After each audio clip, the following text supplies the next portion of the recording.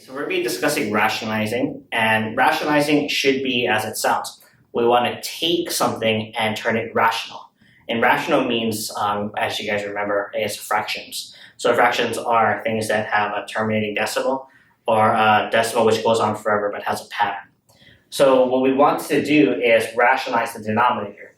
So these square roots here are irrational unless the inside of the square root is a perfect square.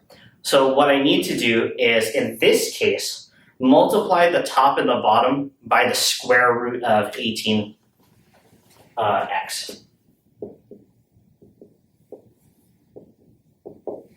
Now, the reason why it's the square root of 18x, because when you throw it in to a single square root,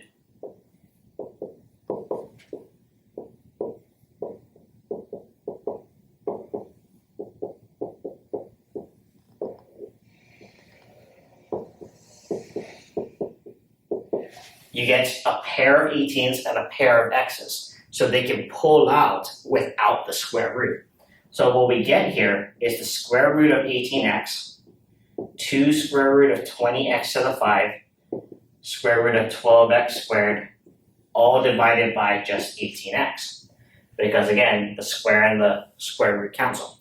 Now you might be asking, why didn't I in the top take out x squared, or take out a 4 here, or the 2 because there's a 4, and pull out an x there?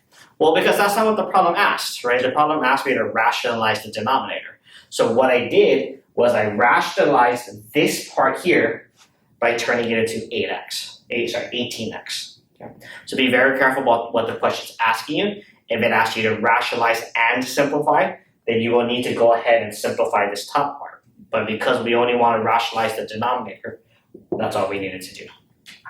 Now the second thing you want to be very careful about is looking at what it's asking you to rationalize, right? This problem said rationalize the denominator, so that's what we did. This problem over here, though, says rationalize the numerator, so rationalize the top. And this problem is a little bit different because you see how there's a cube root here? Well, if I multiplied by itself, right, and I took the third root of 54n squared and 7, and I multiplied it by itself, well, don't I get the third root of 54 squared, n to the 4th, m to the 14th? But those aren't divisible by 3, so it doesn't work, right? The reason why this one works was because if you multiply it by itself, it'll get divisible by 2, because there will be 2 of them. So what you need to do here is take the thing that you're rationalizing, if the nth root is not 2, and ask yourself the inside, break up the 54, and we're going to do that on the side,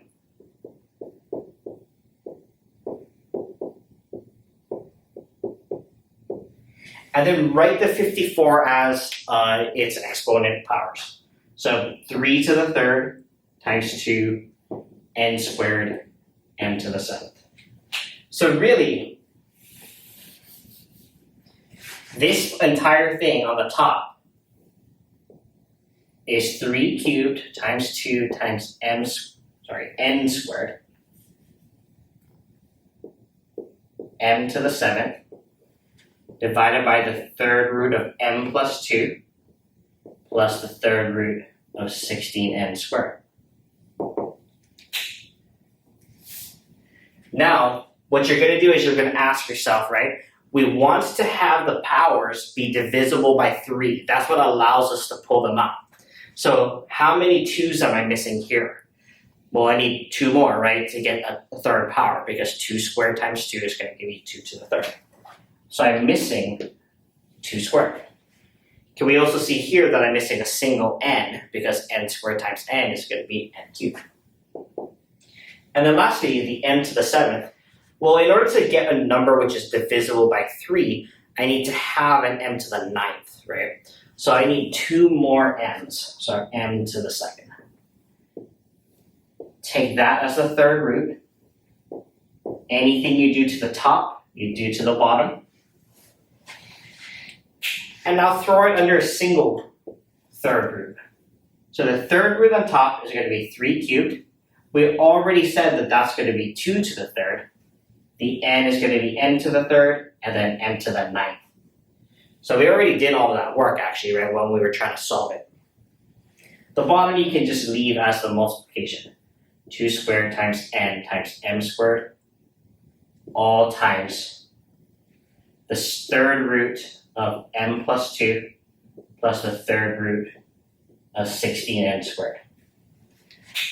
Each of these now is divisible by 3, so go ahead and do the division. So you can get 3 times 2 times n. 9 divided by 3 is 3, so we have m to the third. All divided by the same thing. And if you want, you can put this, third root here. If you want, you can change those to like 4n squared times the third root of m plus 2 plus the third root of 16n squared. So again, be very careful. Ask your teacher what they require, right? Because, for example, here 3 times 2 is 6.